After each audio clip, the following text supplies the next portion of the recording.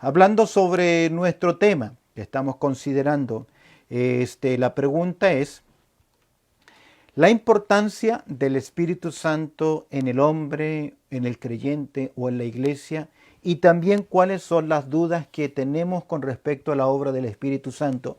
Sin duda alguna nos comparte nuestros hermanos. Grace nos dice que nos da confianza, nos da guía, da dirección.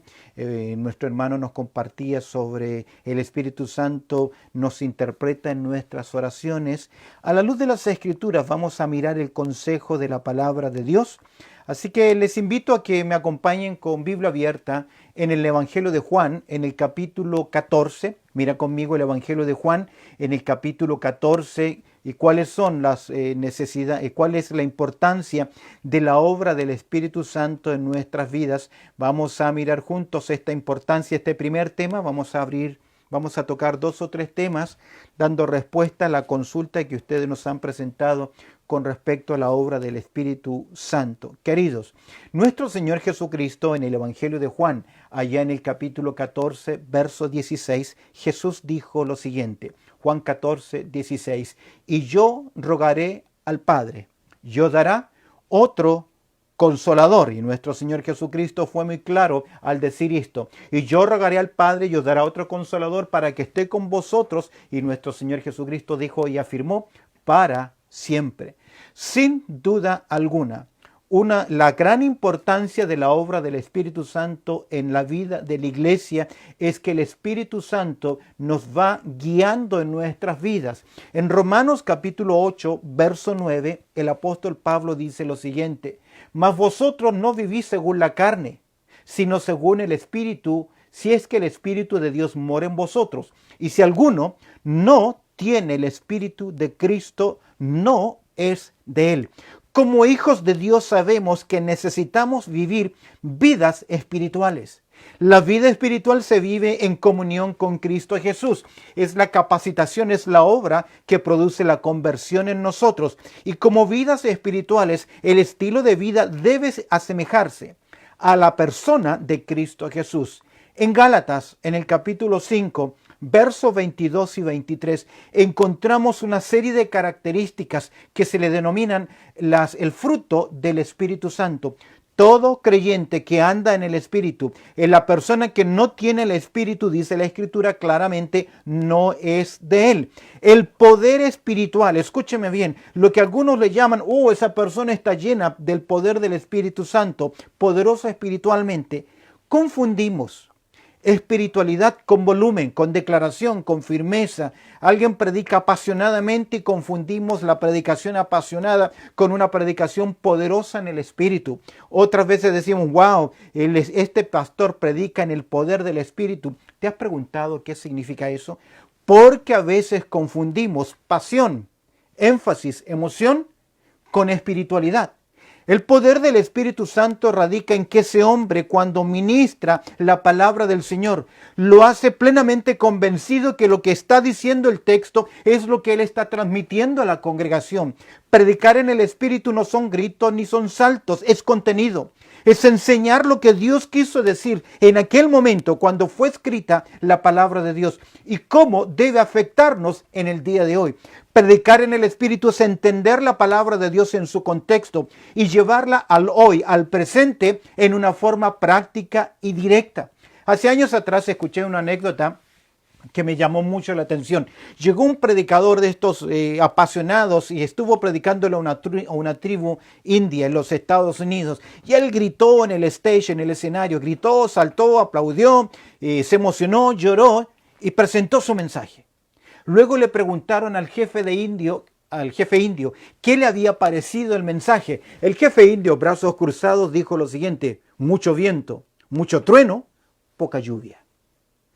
Mucho viento, mucha emoción, mucho colorido, poca lluvia. Eso es cuando no se predica en el poder del Espíritu Santo. ¿Y qué es predicar en el poder del Espíritu Santo? Es mirar las Escrituras. Romanos capítulo 8, verso 9 claramente nos dice que los que son hijos de Dios son guiados, tienen al Espíritu de Dios y algunos dice, más vosotros no vivís según la carne. Si alguno sino según el Espíritu. Y si es que el Espíritu de Dios no mora en vosotros, si alguno no tiene el Espíritu de Cristo, no es de él. Tener al Espíritu Santo. Ahora, la evidencia de tener el Espíritu Santo son los frutos del Espíritu. No son ni siquiera los dones. Los dones no evidencian que nosotros tenemos el Espíritu Santo. De hecho, todo creyente, como lo vamos a considerar hoy, tiene el Espíritu Santo. El poder espiritual no es la manifestación, escúcheme bien, de los milagros o lo espectacular, sino la exhibición consecuente de las características de Cristo en nuestro diario vivir. Por tanto, es de vital importancia conocer y saber qué está haciendo en la actualidad el Espíritu Santo. Déjame decirte algo. Preguntaba a ustedes la importancia del Espíritu Santo y cuáles son a veces algunas de las dificultades o conflictos que hay en esta doctrina. La obra del Espíritu Santo ha traído al pueblo del Señor división. Les decía que a finales de los 1800 y comienzo del 1900, algunos creyentes dijeron: nosotros hemos encontrado y hemos imitado la obra del Espíritu Santo. Y es ahí donde surge en Estados Unidos, en la calle Azusa, el movimiento pentecostal que duró un par de años y se formaron algunas iglesias históricas tradicionales que están hasta el día de hoy buscando ellos repetir la obra del Espíritu Santo. Cuando tocamos la doctrina del Espíritu Santo, nos enfrentamos a tres cosas, ya sea un abuso, una negligencia o una distorsión de la enseñanza de la palabra de Dios. Un abuso, porque creo que hay algunas iglesias que en el día de hoy el culto y la adoración gira en torno al Espíritu, cuando a la luz de las Escrituras la iglesia se reúne en el nombre de Cristo, se reúne para adorar a Cristo Jesús, para recordar la obra de Cristo Jesús. Todos nuestros mensajes, todo lo que un predicador enseña, todo lo que se enseña en una iglesia debe apuntar a la persona de Cristo Jesús, ya que toda la palabra de Dios, los 66 libros de la Biblia, apuntan al Cordero, apuntan a la cruz, apuntan a la obra consumada. Primero la profetizan y luego miran hacia atrás dando gracias al Señor. Toda la Biblia, el Antiguo Testamento, es la preparación de la obra del Redentor. Los evangelios, Mateo, Marcos, Lucas y Juan, son la manifestación de la vida del Redentor.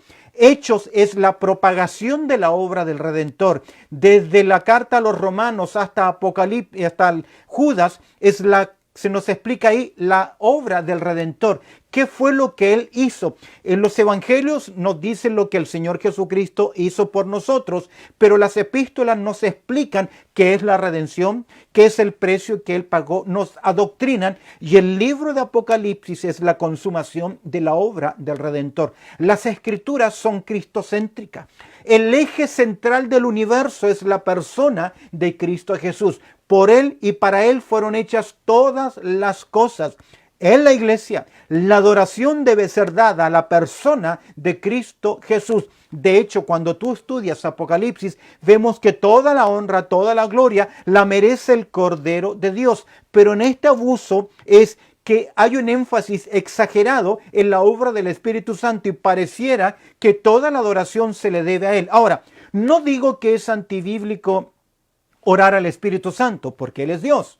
Ahora, Jesús nos enseña que debemos orar al Padre a través del Hijo y la respuesta viene a través de la obra del Espíritu Santo en nosotros. No es una herejía, no es un error el orar al Espíritu Santo, pero a veces tenemos oraciones que el Señor ya nos ha contestado. Por ejemplo, ¿te has fijado que a veces oramos: Señor, quédate con los que se quedan y vete con los que se van? El Señor que ha prometido estar con nosotros todos los días hasta el fin del mundo. Es mejor pedir: Señor, llévanos con bendición, tráenos con bendición, danos tu protección. Son oraciones que el Señor ya ha contestado y que a veces por nuestra ignorancia bíblica nos confundimos.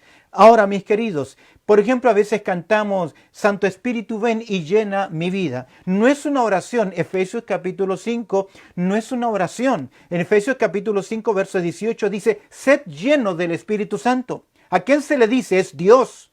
a través de su palabra, que le hace a usted y a mí responsables de ser llenos del Espíritu Santo. Entonces, no es Espíritu Santo, ven y lléname, Espíritu Santo, ven y úngeme, Espíritu Santo, ven y satúrame. Esa es una oración equívoca, ya que es mi responsabilidad ser lleno del Espíritu Santo. ¿Sabes dónde está el error? Que no entendemos lo que significa la palabra sed llenos. Es un mandato continuo, pero el llenar no es verter, el llenar no es poner algo sobre una cosa, no es como cuando yo lleno mi vaso o lleno mi mate, no. El ser lleno en el texto significa ser guiados, ser controlados. La palabra griega que se utiliza ahí tiene que ver con una vela. Esa vela, no me refiero a vela de candela, sino me refiero a esa vela de un bote que cuando recibe la brisa del mar, esa vela comienza a moverse por la guía, por la fuerza del viento. Ser lleno significa disponer mi vida, disposición de corazón para obedecer la palabra de Dios, para ser sensible a su dirección. En otras palabras, para ilustrarlo, se deben producir en mi vida, en la persona, el creyente, la condición necesaria para que el Espíritu Santo guíe mi vida. Si usted quiere escuchar, ya pasó, la radio austral, la radio que tenemos acá de habla hispana, en FM, en frecuencia modulada, usted no puede poner la 103 o la radio cristiana australiana. Usted debe buscar el dial preciso, 87.8 frecuencia modulada, eso es la radio austral. Si usted sintoniza en el dial, usted va a poder agarrar la señal. Es lo mismo para ser lleno. Debo disponerme, por así decir, buscar la onda, buscar la señal. Es como los que practican la tabla y se suben para surf, se suben cuando viene la ola y ellos se mueven a favor, bajo la guía de la ola, no en contra. Eso es ser lleno del Espíritu Santo y se manifiesta la llenura del Espíritu Santo si estudias Efesios capítulo 5 por medio de la oración, de la acción de gracia, la sumisión, el buscar hacer la voluntad de Dios. Tres cositas con respecto al Espíritu Santo, extremas. Primero está el abuso, que tiene que ver con un énfasis exagerado en su obra.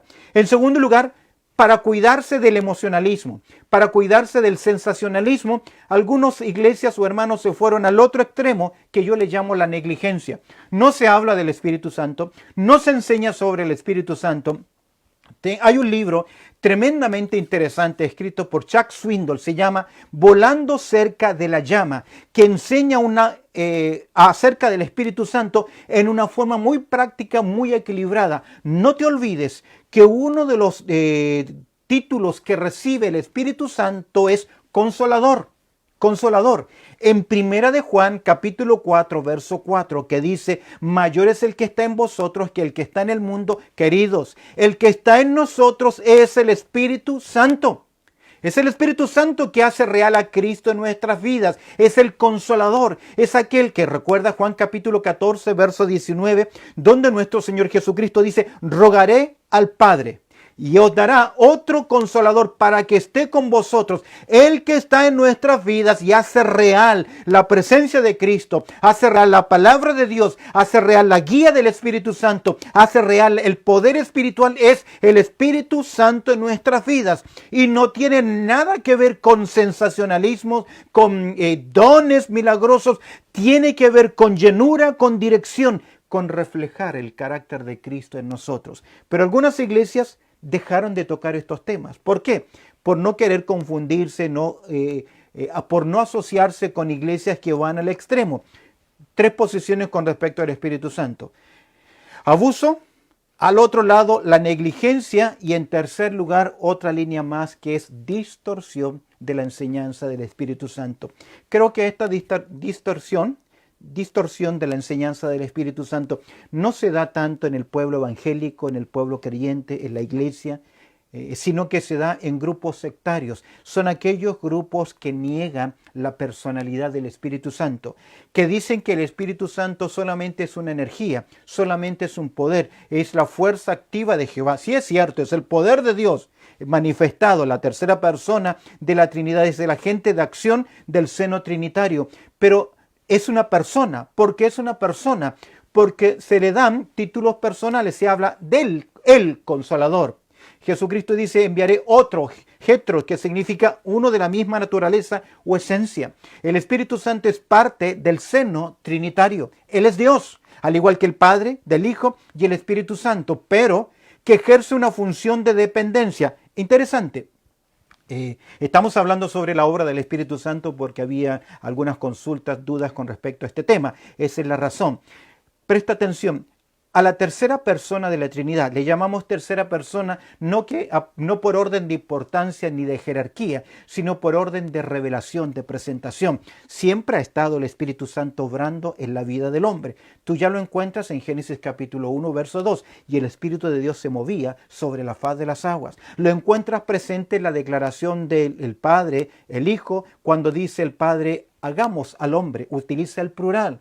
Cuando Isaías ve la visión y Dios pregunta, ¿quién irá por nosotros? Estamos frente a una revelación un poquito oculta, velada, del seno trinitario, pero el Espíritu de Dios siempre estuvo presente. ¿Recuerdas la oración de David? No apartes de mí tu espíritu. Sansón perdió su fortaleza, su poder, porque se apartó de él el Espíritu de Dios. En la antigüedad el Espíritu Santo siempre estuvo obrando. Él es el que inspira las Escrituras. Pedro así lo dice. Toda Escritura es inspirada por Dios. Se le llama tercera persona porque por asunto de sujeción a la revelación con que ellos se presentan.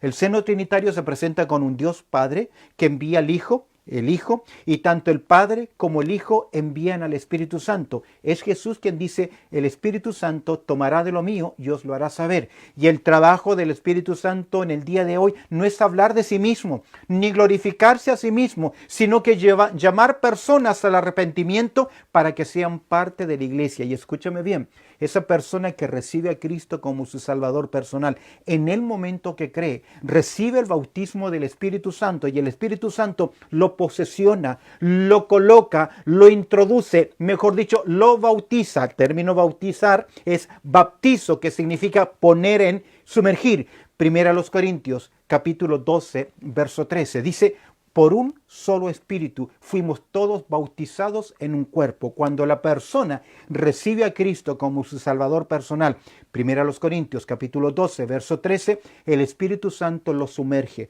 lo coloca, lo pone en el cuerpo de Cristo. ¿Quién es el cuerpo de Cristo? La iglesia. ¿Cuándo comenzó la iglesia? Desde el día en que el Espíritu Santo en forma visible descendió a esta tierra en el día de Pentecostés. Siempre el Espíritu Santo estuvo, pero desde Pentecostés en adelante asume un rol, un propósito interesante. Llamarle al Espíritu Santo solamente la fuerza activa, impersonal, es negar que podemos contristar, es negar que podemos blasfemar, es negar que el Espíritu Santo tiene autoridad. En 1 Corintios capítulo 12, tú verás ahí que el Espíritu Santo concedió dones a los creyentes como Él quiso, no como yo quiero. Solo en forma de preparación, y ya creo que se me fue mi tiempo en esta área. En Juan capítulo 14, abre tu Biblia por favor, por un momento en Juan capítulo 14. Nos encontramos acá a una de las revelaciones más interesantes que hay con respecto al Espíritu Santo. En el Nuevo Testamento, cuando nos introducimos al Evangelio, al Nuevo Testamento, vamos a ver que se rompe el silencio de Dios con Juan el Bautista. ¿Recuerdas? Su ministerio en el desierto llamando a la nación al arrepentimiento. Y es Juan quien dice que el que viene detrás de él los bautizará con Espíritu Santo y también agrega con fuego. Pero el fuego, míralo conmigo en Mateo capítulo 3, tú verás que el fuego no tiene que ver con bendición o purificación. Si tú lees el versículo en Mateo capítulo 13, tú te darás cuenta, voy a leerlo y citarlo para no hacerlo de memoria. Míralo conmigo, abre tu Biblia por favor en el capítulo 3 del Evangelio de Mateo, el ministerio de Juan el Bautista. Tú vas a ver que dice el verso 11, yo a la verdad os bautizo en agua para arrepentimiento, pero el que viene tras mí, cuyo calzado no soy digno de llevar, es más poderoso que yo. Él os bautizará en Espíritu Santo y también agrega fuego. Ahora, ya sabemos que la obra del Espíritu Santo ocurrió desde el día de Pentecostés en adelante. ¿Qué pasa con el fuego? ¿A qué se refiere el fuego? Muchos hermanos mirando este texto dicen que el fuego acá tiene que ver con lo de Pentecostés, lenguas como de fuego. Es completamente diferente el uso del lenguaje. Y quiero que mires la palabra fuego en su contexto. Abre tu Biblia, por favor, en Mateo capítulo 3. Observa conmigo el verso 10. Y ya también el hacha está puesta a la raíz de los árboles. Por tanto, todo árbol que no da buen fruto es cortado y echado, ¿dónde? El fuego. Observa conmigo el verso 12. Su aventador está en su mano, y limpiará su era, y recogerá su trigo en el granero, y quemará la paja, ¿dónde? ¿Qué dice ahí? Fuego fuego que nunca se apagará. 3 veces aparece la palabra fuego. En 2 de ellas, en su contexto, no significa bendición. No significa purificación. No significa la presencia de Dios, ya que en las Escrituras, el fuego, la palabra fuego, puede ser utilizada como el elemento que consume, el fuego que nosotros conocemos, que se alimenta de oxígeno y de material combustible. Fuego literal. También la palabra fuego puede representar la presencia de Dios. ¿Recuerdas cuando Dios llamó a Moisés desde una zarza ardiente? Fuego había ahí que no se consumía y Dios le dice, quita el calzado de tus pies, porque el lugar que pisas santo es. Ahí fuego representa la presencia de Dios. En 1 Corintios capítulo 3 dice que nuestras obras van a ser pasadas por fuego. Ahí el fuego no significa juicio, sino purificación. Como el oro, la plata, como nuestra fe debe ser probada por el fuego, significa también purificación. Presencia de Dios, purificación, y también es utilizada como juicio. ¿Recuerdas el lago de fuego y azufre? ¿Recuerdas lo que ocurrió literalmente con la nación de Israel? Que juicio vino sobre ellos en el año 70, el juicio. Juan está diciendo, los que creen reciben bendición de parte de Dios, el Espíritu Santo, y los que rechazan reciben el juicio.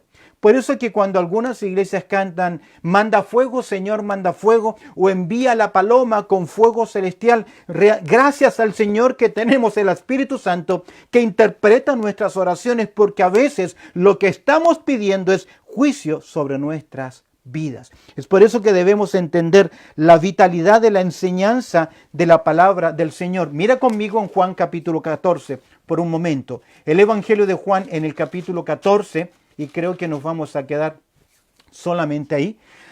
El Señor Jesucristo está revelando a sus discípulos, por así decir, el plan B. El plan a los suyos vino y los suyos no le recibieron. El plan A se va a cumplir. Cristo debe morir en la cruz. Plan B, la obra del Espíritu Santo. Dice verso 15, Juan capítulo 14, verso 15. Si me amáis, guardad mis mandamientos. Palabra clave. El Señor nos dice que debemos guardar sus enseñanzas. Mandamientos acá no se refiere al decálogo. No puedo interponer cada vez que yo encuentre la palabra mandamientos con los 10 mandamientos. Acá se refiere a la enseñanza de nuestro Señor Jesucristo. En Mateo capítulo 28, Jesús le dice a sus discípulos lo que yo les he enseñado, que debemos enseñar también a otros, que tiene que ver con sus mandatos. Observa el verso 16. Yo rogaré al Padre y os dará ¿qué? Otro consolador para que esté con vosotros para siempre. ¿Te has fijado que a veces hay creyentes que dicen, voy a orar por ti para que recibas el Espíritu Santo? No lo necesitas. No lo necesitas porque ya Jesús oró por nosotros, ahí está. Y el Señor dice otros, la palabra getros, otros, que aparece ahí antes del término consolador, significa de la misma esencia, de la misma sustancia, de la misma naturaleza que ¿quién? Que el Padre y del Hijo. Viene del seno trinitario. Se le llama consolador, paracletos, ayudador, abogado. Aquel que nos guía. Es interesante. Esa palabra consolador se le aplica también a la persona del Padre. Recuerdas en 2 Corintios capítulo 1 verso 3 que Dios nos consuela en todas nuestras tribulaciones. Dios es el paracletos, aquel que viene a ayudar. En 1 de Juan, en el capítulo 2 dice, hijitos, si alguno hubiese pecado, ¿qué dice Juan? Abogado tenéis para con el Padre. Y el término abogado es la misma palabra griega que se utiliza acá en Juan capítulo 16, capítulo 14, verso 16. Paracletos, para alguien al lado, kaleo, que llama, que ayuda, que sustenta, que cuida, que guía, que representa. Jesús dice, y yo rogaré al Padre y os dará otro consolador para que esté con vosotros. ¿Por cuánto tiempo? Míralo, ¿qué dice? ¿Por cuánto tiempo? para siempre. Déjame decirte algo. Desde el día de Pentecostés en adelante, el Espíritu Santo mora en los creyentes permanentemente. No se va, no se aleja. Sí lo podemos contristar, sí lo podemos apagar, pero el Espíritu Santo en el creyente jamás va a huir. ¿Por qué razón? Porque el mismo Espíritu Santo en el creyente, Efesios capítulo 1, versos 3 y 14, el mismo Espíritu Santo es el sello y es las arras en nuestras vidas, que es un anticipo de lo que vendrá futuro, de las bendiciones del Señor. Pero usted me dirá, pero el salmista y Sansón se apartó de ellos el Espíritu Santo. ¿Sí es cierto? Y si es cierto, ¿por qué? Porque en la antigüedad, en el Antiguo Testamento, el Espíritu Santo no obró de la misma forma que obraría cuando el Hijo llegase ante el Padre. Y tanto el Padre y el Hijo, en respuesta a esta oración, enviara el Espíritu Santo. Aquí lo tienes, verso 17, y ya me tengo que detener. Mira, nuevamente el contexto, y yo rogaré, Juan capítulo 14, verso 16, si alguien lo puede apuntar ahí, por favor, Juan capítulo 14, verso 16. Y yo rogaré al Padre y os dará otro consolador. ¿Con qué finalidad? ¿Con qué propósito? Para que esté con vosotros. ¿Por cuánto tiempo? Para siempre. ¿Quién lo dice? ¿Quién lo promete? ¿Quién lo está anunciando? La persona de Cristo Jesús. Observa la aclaración del verso 17. Por favor, míralo conmigo. Juan capítulo 14, verso 17. El Espíritu de verdad, entre paréntesis. A diferencia del Padre, que recibe varios nombres, del Hijo, que recibe varios nombres, el Espíritu Santo no recibe nombres, no se le da un nombre propio, como a Jesús, como Cristo, como Jesucristo, como el Verbo. No se le dan nombres como al Padre, como al Hijo, se le dan adjetivos. Los adjetivos son los que califican al sujeto o que describen al sujeto. Se le dan calificativos. Y por eso que una de las preguntas de la próxima semana va a ser: ¿cuáles son los nombres del Espíritu Santo? Entre los nombres que recibe el Espíritu Santo es Espíritu de Dios, Espíritu de Cristo, Espíritu de vida, Espíritu eterno, los 7 espíritus, Paracletos. No recibe un nombre propio, recibe adjetivos que describen o califican lo que Él es. Aquí se le describe como espíritu de ¿qué? De verdad. Ese espíritu de verdad es el Espíritu Santo, el cual el mundo inconverso no puede recibir, porque no le ve ni le conoce. No tiene ninguna relación espiritual, porque están ¿qué? Muertos espiritualmente. El Espíritu de verdad, Juan capítulo 14, márcalo en tu Biblia, verso 17. El Espíritu de verdad, el cual el mundo no puede recibir, porque no le ve ni le conoce. Mira ahora la expresión, el nexo de contraste. Pero, vosotros, ¿quiénes son esos vosotros? Los discípulos. ¿Quiénes son los discípulos? Personas que han creído en Cristo Jesús. Siguen siendo santos de la antigüedad. Siguen siendo santos del Antiguo Testamento. Dice, vosotros le conocéis. Y mira lo que agrega. Porque mora con vosotros. ¿Y qué agrega el Señor? Y estará en vosotros. ¿Notas las dos preposiciones interesantes? Ponle un círculo. Con, en medio de, al lado de, junto a alguien. Pero luego agrega, el Espíritu estará ¿qué? En vosotros, en su interior, en nuestras vidas. ¿Y cuándo ocurrió eso? ¿Cuándo ocurre eso? La inauguración de este ministerio fue Hechos capítulo 2, el día de Pentecostés, el bautismo del Espíritu Santo cuando desciende.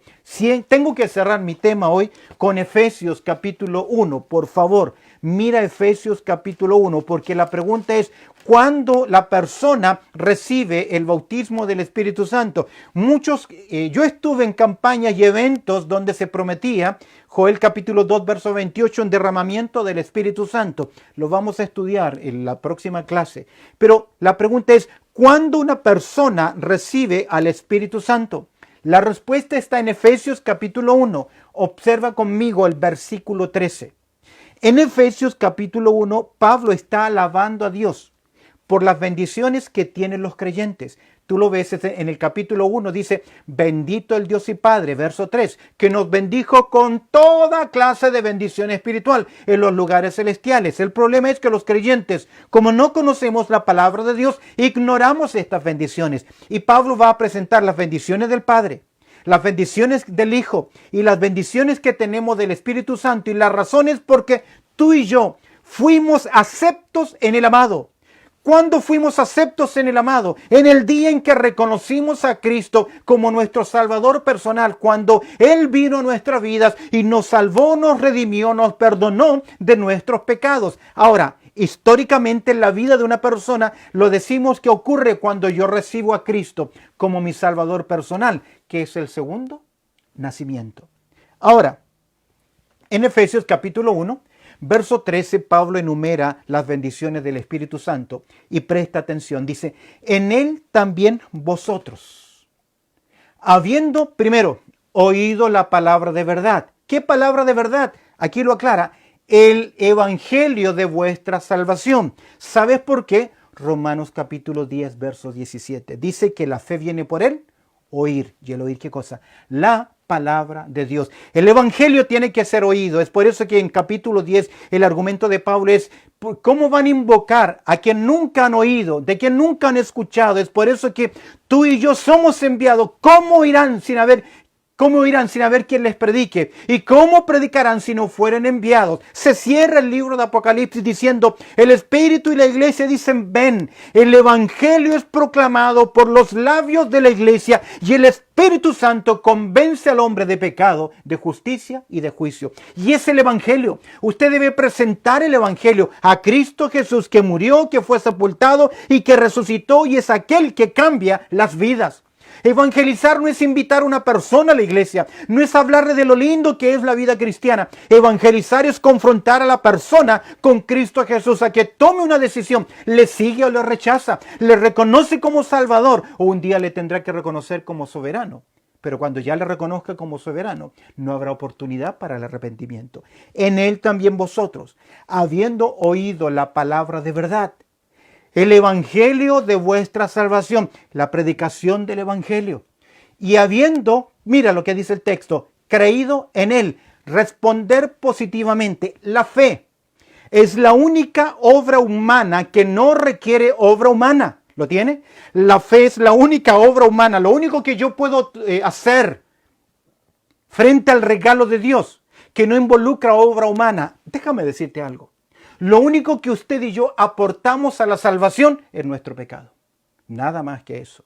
Es por eso que el texto dice, habiendo creído en Él, en el evangelio, cuando usted recibe a Cristo como su Salvador personal y se produce ese cambio de condición espiritual, fuisteis sellados con el Espíritu Santo de la promesa. Recibiste un sello, una marca, un distintivo, una separación. ¿Cuándo lo recibió? En el momento en que usted recibió a Cristo como su Salvador personal, que es, dice, que fuisteis sellados con el Espíritu Santo, ¿de qué? De la promesa. ¿Qué promesa? Juan capítulo 14, verso 17. El Espíritu que está con vosotros, ¿estará dónde? En vosotros. Dice el texto, cerrando ya, con el Espíritu Santo de la promesa, que comenzó a obrar desde Pentecostés en adelante, y al bautizarnos nos coloca en el cuerpo de Cristo. Es por eso que hoy hablamos desde Pentecostés hasta el rapto de la iglesia, hablamos de la dispensación de la iglesia. Más que la dispensación de la gracia, que creo que es cierto, hay un dispensar de la gracia increíble, siempre la salvación fue por gracia. Siempre la salvación fue por fe y siempre la salvación fue por un sacrificio. Dios sacó a Adán y Eva del huerto del Edén y vistió su desnudez. Hubo un sacrificio. La salvación de los santos en la antigüedad, Abraham le creyó a Dios y le fue contado por justicia. Noé halló gracia ante los ojos de Dios y respondió en obediencia. Siempre la salvación es por gracia, siempre la salvación es por fe y siempre la salvación es por un precio que se paga. En Él también vosotros, habiendo oído la palabra de verdad, el evangelio de vuestra salvación, y habiendo creído en Él, ¿qué dice el texto? Fuisteis sellados. Ya usted tiene la marca, el distintivo, lo que lo aparta. Ese término sellar se utilizaba en el mundo donde se cortaban árboles, se taladraban árboles, y para transportarlos no siempre había la maquinaria que tenemos hoy, o eran animales o eran a pulso. Es por eso que a veces utilizaban los ríos, y en los ríos llevaban flotando los troncos, y para saber de quién era el aserradero o de quién era la tala, se colocaba un sello, una marca en los árboles. Se quemaba una parte y ese título mostraba de quién era la pertenencia de algo de alguien. Como las películas de cowboy, cuando marcaban el ganado. La marca del ganado era el sello distintivo que pertenecen a tal campo, a tal dueño, a tal hacendado. Esa es la idea del sello. Entonces, cuando usted recibe a Cristo como su Salvador personal, el sello no es físico, el sello no es visible, pero es un sello eterno que nosotros tenemos. Y el verso 14 añade que ese sello, ¿qué es? Las arras.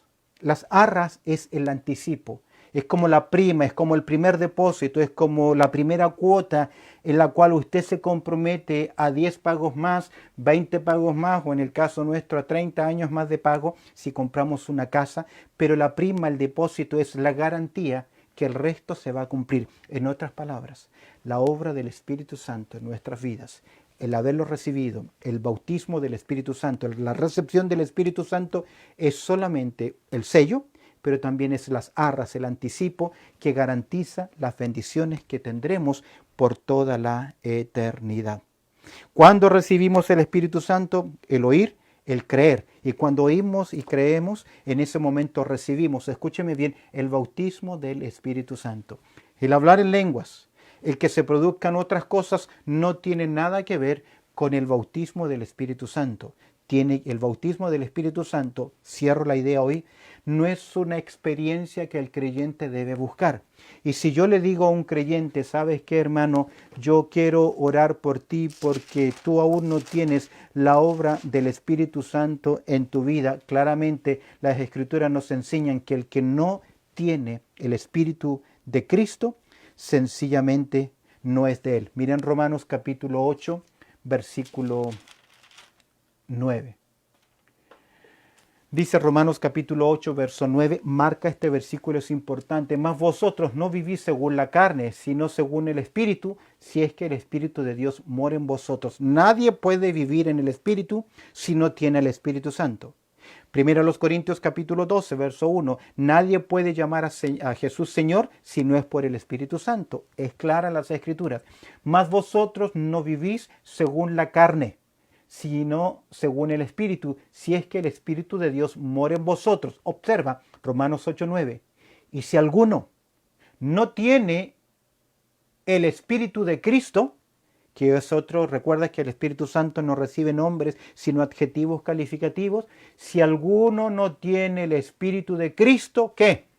No es de él. Si yo le digo a un creyente, vamos a orar por ti para que recibas el bautismo del Espíritu Santo, ¿qué le estoy diciendo? No eres un creyente. Y si no es un creyente, ¿qué le debo hablar? ¿Qué debo hacer con él? Él debe oír la palabra de verdad.